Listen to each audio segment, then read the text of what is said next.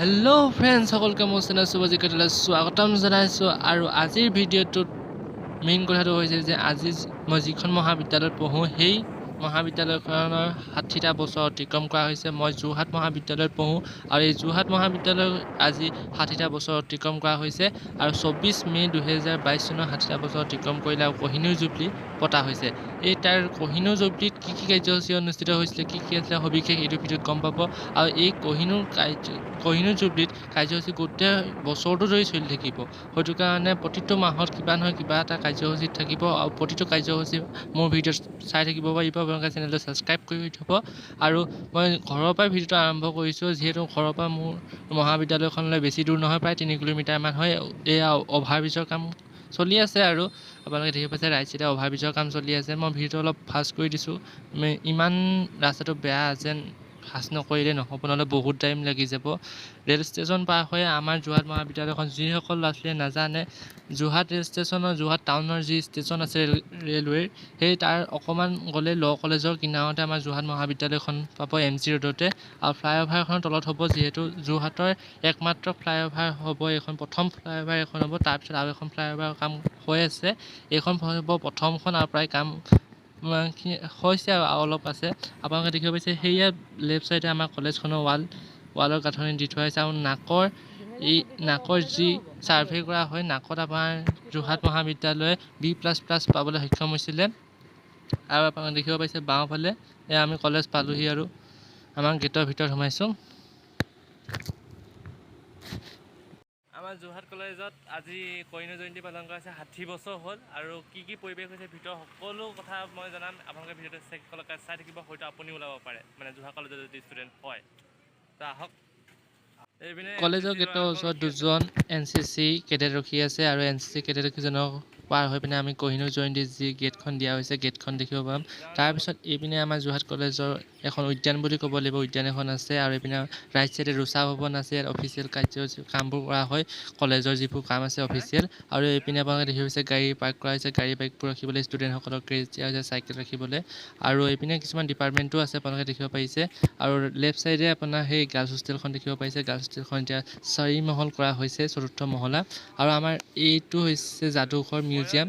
ইয়াত আমাৰ কি বস্তু আছে আপোনালোকক দেখাবলৈ চেষ্টা কৰিম। আমাৰ যোৰহাট কলেজত এটা সৰু মিউজিয়াম আছে, এটা একেবাৰে সৰু নহয়, ডাঙৰ। আপোনালোকে দেখিব পাৰিছে যি বিভিন্ন ধৰণৰ আপোনালোকে সাজপাৰ দেখিব পাইছে। লগতে আপোনালোকে ইয়াত ৱাল পেইণ্টিং কৰা হৈছে, ইয়াত দেখিছে এটা ডাঙৰ ৱাল পেইণ্টিং কৰা হৈছে, ইয়াতো ডাইনছৰৰ ৱাল পেইণ্টিং কৰা হৈছে। আৰু ইয়াতো আপোনালোকে দেখিব পাইছে ইয়াত বিভিন্ন ধৰণৰ আমাৰ বৰ্তমান সময়ছোৱাত দেখা হৈছে। আৰু এটা চাংঘৰ কিন্তু বহুত ল'ৰা ছোৱালীয়ে আজিকালি চাংঘৰ কথা নাজানে। চাংঘৰ ইয়াত বিভিন্ন ধৰণৰ ডলা তাত দেখা হৈছে, আৰু সাজপাৰো দেখা হৈছে বিভিন্ন জনগোষ্ঠীৰ।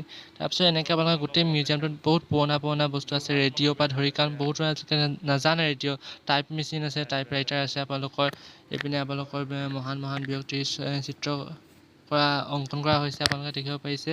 আৰু আৰ্টৰ নিচিনা কৰা হৈছে, সৰু ল'ৰা ছোৱালীৰ কাৰণে ফটো সংগ্ৰহ কৰা হৈছে, সবিশেষ দেখিব পাইছে। আৰু ইয়াত বিভিন্ন ধৰণৰ বেলেগ দেশৰ পইচাসমূহ দেখুওৱা হৈছে। আৰু এখন ৰেজিষ্টাৰ হৈছে, যদি আপোনালোকে আহে মিউজিয়ামলৈ এটা ৰেজিষ্টাৰ কৰিব লাগে। ইয়াৰ তলত কিছুমান বাদ্যযন্ত্ৰ সামগ্ৰী আছিলে। এইটো আছিলে আমাৰ যাদুঘৰ মিউজিয়াম যোৰহাট কলেজৰ। এনেকৈ দীঘল কৰিডৰ এটা মাজেদি আমি সোমাই আহিব লাগিব যোৰহাট কলেজলৈ যাবলৈ হ'লে। এখেতসকল আমাৰ NCC কেডেটসকল ৰাতিপুৱাৰ পৰা ভাগৰত আছে, যিহেতু ৰাতিপুৱাৰ পৰা তেখেতসকলে বহুতো কাম কৰিবলগীয়া হৈছে।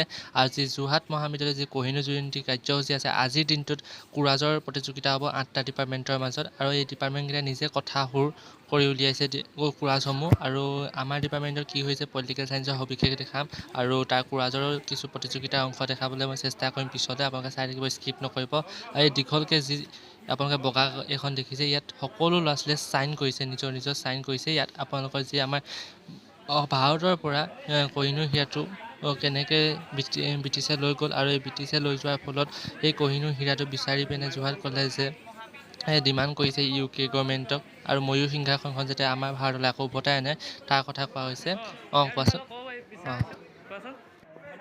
কহিনুৰ হীৰাৰ ওপৰত আমাৰ নয়ন ফুকনে আমাক ভালছে আপোনালোকক বিতংকৈ বুজাই ক'ব। নমস্কাৰ সকলোলে। আমি ৰাজনীতি বিজ্ঞান বিভাগৰ পৰা এয়া আচলতে আমাৰ যি কহিনুৰ হীৰা নিৰ্মাণ কৰি আছোঁ। আচলতে কহিনুৰ হীৰা মানে আমাৰ যি হীৰক জয়ন্তী হয় আমাৰ 60 বছৰত, তাৰ আমি এইবাৰ আমাৰ অধ্যক্ষ ছাৰে তাক এইবাৰ কহিনুৰ জয়ন্তী নাম দিছে। গতিকে আমি তাৰে আমাৰ হীৰাৰ এটা প্ৰতীকী ৰূপ হিচাপে আমি নিৰ্মাণ কৰি লৈছোঁ। লগতে আমি ইয়াতে এখন বেনাৰ নিৰ্মাণ কৰিছোঁ। তাত আমাৰ ময়ূৰ সিংহাসন আমি ইয়াত চিত্ৰপট ইয়াত দিছোঁ। লগতে আমাৰ কোহিনুৰ হীৰা দিছোঁ। আমাৰ এইবাৰ দাবী জনাইছোঁ যে আমি যোৰহাট মহাবিদ্যালয়ৰ পৰা এক প্ৰচেষ্টা লৈছোঁ যে আমাক ময়ূৰ সিংহাসন আৰু আমাৰ যি কোহিনুৰ হীৰা সেয়া আমাক ঘূৰাই লাগে। লগতে আমি 60 বছৰৰ ইয়াক আমি তাত দেখাইছোঁ। আৰু লগতে আমাৰ ইয়াত যোৰহাট কলেজৰ ইয়াতে মিছন আৰু ভিজন এয়া আছে। আৰু লগতে আমি ডিমাণ্ড কৰিছোঁ যে আমি আমাৰ যি ময়ূৰ সিংহাসন আৰু কোহিনুৰ হীৰা ঘূৰাই দিব লাগে। এয়া তাৰ লগতে আমি কোহিনুৰ হীৰা মানে প্ৰতীক ৰূপ হিচাপে নিৰ্মাণ কৰিছোঁ। এইটো মই ঘূৰাই দেখাম মই দেখাওঁ লাইটিং আৰু এনেকৈ মানে হীৰা আমি ব্যৱস্থা কৰিছিলোঁ। কাৰেণ্টটো নাই কাৰণে মানে দেখাব পৰা নাই। পিছৰ পৰ্যায়ত আমি দেখাবলৈ চেষ্টা কৰিম। পলিটিকেল ডিপাৰ্টমেণ্টৰ ফালৰ পৰা আছিলে নি বিজ্ঞান বিভাগৰ পৰা আমি নিৰ্মাণ কৰি দিছোঁ। ইয়াত আমাৰ ডিপাৰ্টমেণ্টৰ মুৰব্বী পালি পৰা বাইদেউ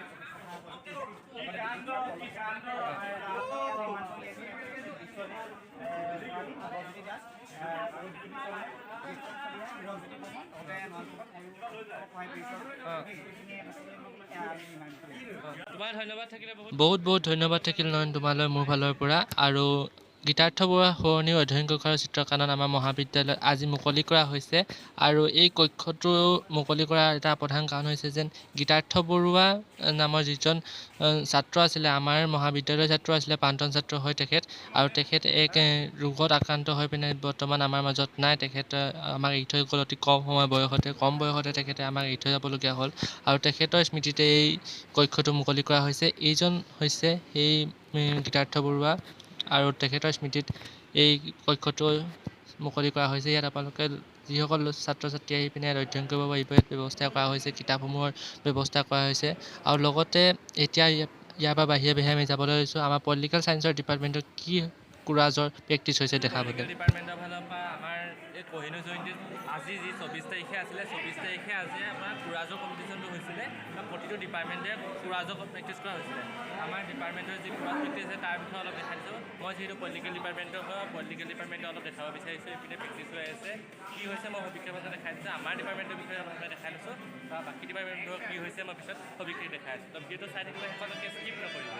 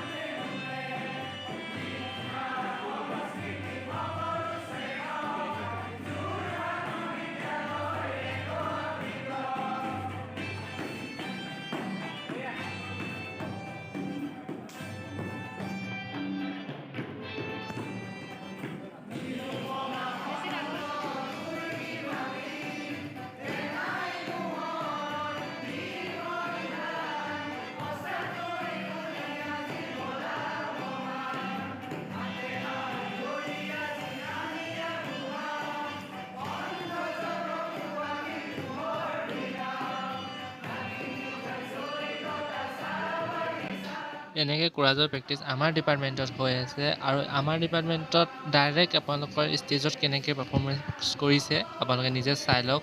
কিমানো প্ৰেক্টিছ কৰি লাগিব, আমনি লাগিব পাৰে ন, সেইকাৰণে ডাইৰেক্ট ষ্টেজলৈ ব'লক। সাংস্কৃতিক নগৰী যোৰহাট জিলাৰ বিদ্যালয় যোৰহাট মহাবিদ্যালয় একত্ৰিত।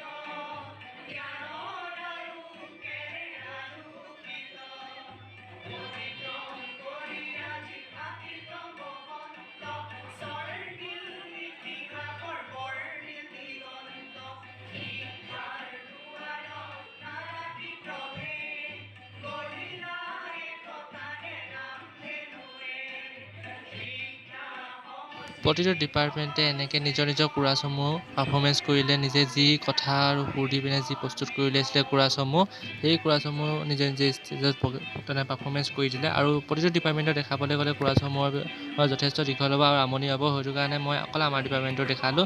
আৰু যদি ভিডিঅ'টো চাই ভাল পাইছে তেনেহ'লে লাইক কৰিব, আৰু পলিটিকেল ডিপাৰ্টমেণ্টৰ হয় যদি কমেণ্ট এটা কৰি দিব। তো কোৰাছসমূহ ইয়াতে শেষ কৰি পিনে আমি শেষ কৰিছোঁ।